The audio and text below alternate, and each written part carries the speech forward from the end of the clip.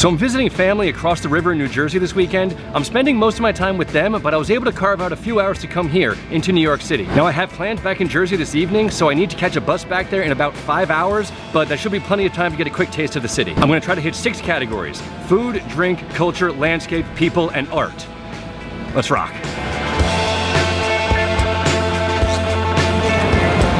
You can go a few different ways for culture. Some might tell you that the theater or a Broadway show is the way to go, but I'm gonna do something a little different. The Museum of the American Gangster, I wanna learn about the seedy underbelly of this city. And supposedly it's in a former speakeasy, so that's a little badass too. Everything prohibition you could imagine in this place. Hey, 4 Roses. I drink that. As we conceived of it today, I'm going to ask you not to record me. Oh, sorry. Okay, I got yelled at for taking a video, but that's fine. What I'm really looking forward to is the speakeasy down in the basement. Gotta put on hard hats to head down in the speakeasy. Yeah, so it's actually less a speakeasy and more a creepy murder basement. This vault is littered with bullet holes. We're standing in a place where somebody has almost definitely been shot. Probably a couple times. All right, I think we're done here.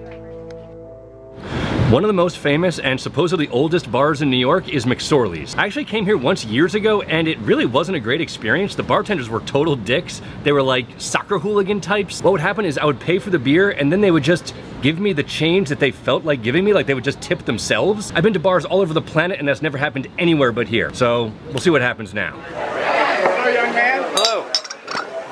What can you do for me? Shit or get off the pot? All right. Make up your mind. You're an adult. You're an adult. Get a one light and one dark.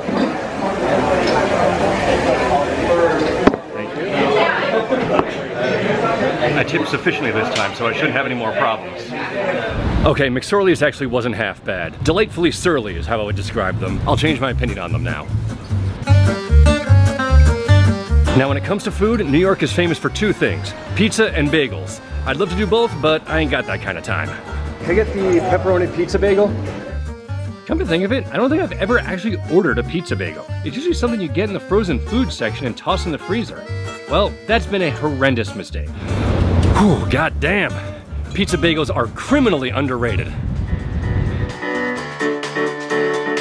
So the next 2 categories, I got landscape and art. And this one's weird because the landscape is the art. New York architecture is some of the most famous on the planet. So I'm gonna kill 2 birds with 1 stone and come here, the Skyscraper Museum.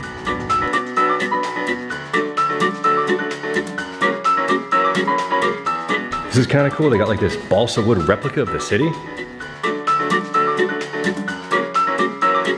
I am literally the only person in here. This is kind of cool. Thank you very much. If you like skyscrapers, that is the place for you.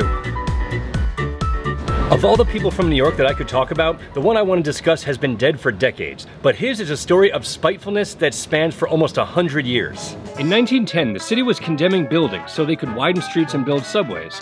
A man named David Hess resisted mightily, but ultimately was forced to give up his property. But due to a surveying error, a tiny bit of land just 500 square inches large was left in Hess's possession. The city asked him to donate this bit of land, but out of spite he refused and created this, the Hess Triangle, property of the Hess estate which has never been dedicated for public purposes. This is amazing. Over 100 years later, this testament to spite lives on. Not all heroes wear capes. Okay, I don't have a lot of time, but I have just enough time for one last thing. Hi, 2 hot dogs, please.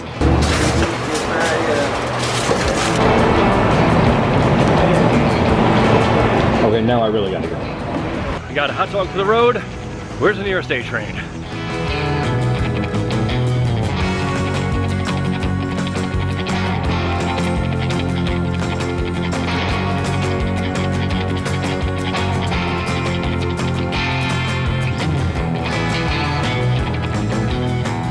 And yeah, that was the bus I needed to catch. Next one's not too long, I don't think. We'll see.